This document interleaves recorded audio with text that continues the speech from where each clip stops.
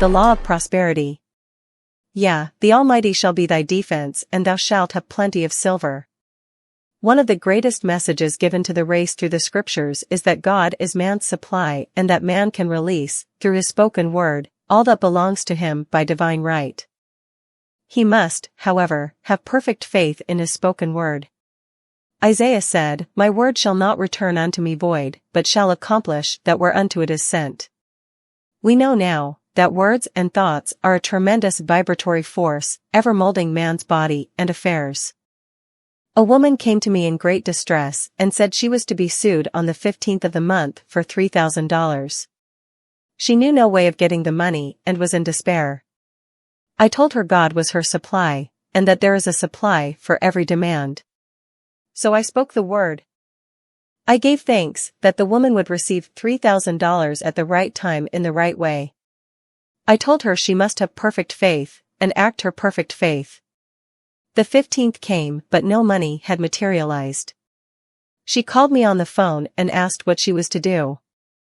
I replied, "It is Saturday, so they won't sue you today. Your part is to act rich, thereby showing perfect faith that you will receive it by Monday." She asked me to lunch with her to keep up her courage. When I joined her at a restaurant, I said, "This is no time to economize. Order an expensive luncheon. Act as if you have already received the $3,000.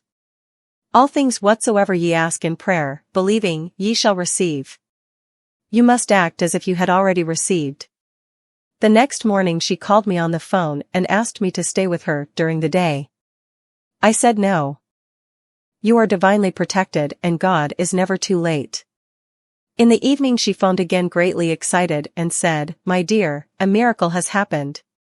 I was sitting in my room this morning when the doorbell rang. I said to the maid, 'Don't let anyone in.' The maid, however, looked out the window and said, 'It's your cousin with the long white beard.' So I said, 'Call him back. I would like to see him.' He was just turning the corner when he heard the maid's voice, and he came back. He talked for about an hour, and just as he was leaving he said, 'Oh, by the way, how are finances?' I told him I needed the money, and he said, 'Why, my dear, I will give you $3,000 the first of the month.' I didn't like to tell him I was going to be sued. What shall I do? I won't receive it till the first of the month, and I must have it tomorrow. I said, 'I'll keep on treating.' I said, 'Spirit is never too late.' I give thanks she has received the money on the invisible plane and that it manifests on time. The next morning, her cousin called her up and said, 'Come to my office this morning and I will give you the money.' That afternoon, she had $3,000 to her credit in the bank, and wrote checks as rapidly as her excitement would permit. If one asks for success and prepares for failure, he will get the situation he has prepared for. For example, a man came to me asking me to speak the word that a certain debt would be wiped out. I found he spent his time planning what he would say to the man when he did not pay his bill, thereby neutralizing my words. He should have seen himself paying the debt. We have a wonderful illustration of this in the Bible, relating to the 3 kings who were in the desert, without water for their men and horses. They consulted the prophet Elisha, who gave them this astonishing message. "Thus said the Lord, Ye shall not see wind, neither shall ye see rain. Yet make this valley full of ditches." Man must prepare for the thing he has asked for, when there isn't the slightest sign of it in sight. For example, a woman found it necessary to look for an apartment during the year when there was a great shortage of apartments in New York.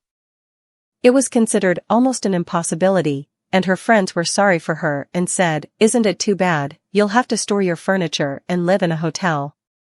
She replied, "You need not feel sorry for me, I'm a Superman, and I'll get an apartment."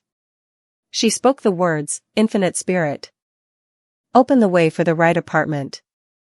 She knew there was a supply for every demand, and that she was unconditioned, working on the spiritual plane, and that one with God is a majority. She had contemplated buying new blankets, when the tempter, the adverse thought or reasoning mind, suggested, "Don't buy the blankets, perhaps, after all, you won't get an apartment and you will have no use for them." She promptly replied, "I'll dig my ditches, by buying the blankets." So she prepared for the apartment, acted as though she already had it. She found one in a miraculous way. And it was given to her, although there were over 200 other applicants. The blankets showed active faith. It is needless to say that the ditches dug by the 3 kings in the desert were filled to overflowing. Read 2 Kings. Getting into the spiritual swing of things is no easy matter for the average person. The adverse thoughts of doubt, arid fear surge from the subconscious. They are the army of the aliens which must be put to flight. This explains why it is so often darkest before the dawn. A big demonstration is usually preceded by tormenting thoughts.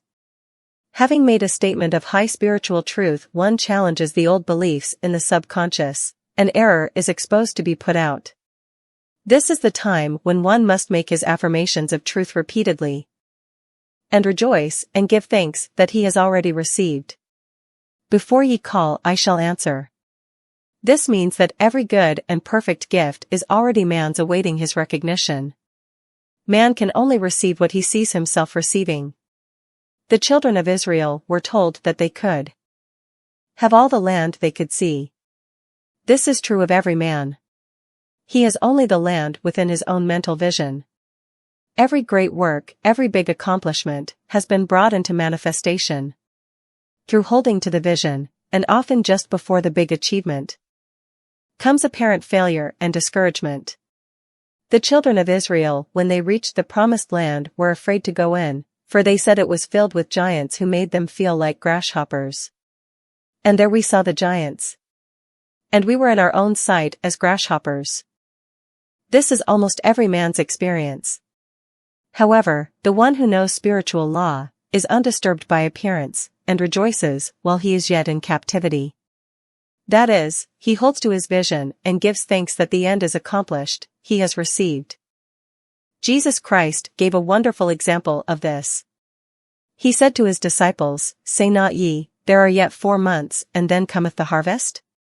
Behold, I say unto you, lift up your eyes, and look on the fields, for they are ripe already to harvest." His clear vision pierced the world of matter, and he saw clearly the 4th-dimensional world, things as they really are, perfect and complete in divine mind. So man must ever hold the vision of his journey's end and demand the manifestation of that which he has already received. It may be his perfect health, love, supply, self-expression, home or friends.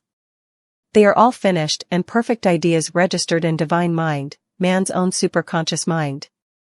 And must come through him, not to him. For example, a man came to me asking for treatments for success. It was imperative that he raise, within a certain time, $50,000 for his business. The time limit was almost up when he came to me in despair. No one wanted to invest in his enterprise, and the bank had flatly refused a loan. I replied, "I suppose you lost your temper while at the bank, therefore your power. You can control any situation if you first control yourself. Go back to the bank," I added, "and I will treat." My treatment was, "You are identified in love with the spirit of everyone connected with the bank. Let the divine idea come out of this situation." He replied, "Woman, you are talking about an impossibility. Tomorrow is Saturday, the bank closes at 12, and my train won't get me there until 10, and the time limit is up tomorrow, and anyway they won't do it. It's too late."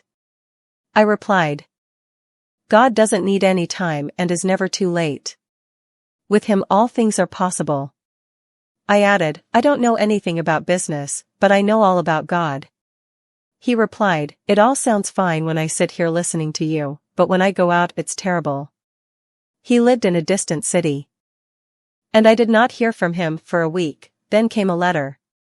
It read, "You were right. I raised the money, and will never again doubt the truth of all that you told me." I saw him a few weeks later, and I said, "What happened? You evidently had plenty of time, after all." He replied, "My train was late, and I got there just 15 minutes to 12. I walked into the bank quietly and said, 'I have come for the loan,' and they gave it to me without a question. It was the last 15 minutes of the time allotted to him, and infinite spirit was not too late. In this instance, the man could never have demonstrated alone. He needed someone to help him hold to the vision. This is what one man can do for another. Jesus Christ knew the truth of this when he said, "If two of you shall agree on earth as touching anything that they shall ask, it shall be done for them of my Father which is in heaven." One gets too close to his own affairs and becomes doubtful and fearful. The friend or healer sees clearly the success, health, or prosperity, and never wavers, because he is not close to the situation. It is much easier to demonstrate for someone else than for oneself, so a person should not hesitate to ask for help if he feels himself wavering. A keen observer of life once said, "No man can fail if some one person sees him successful." Such is the power of the vision. And many a great man has owed his success to a wife, or sister, or a friend who believed in him and held, without wavering, to the perfect pattern.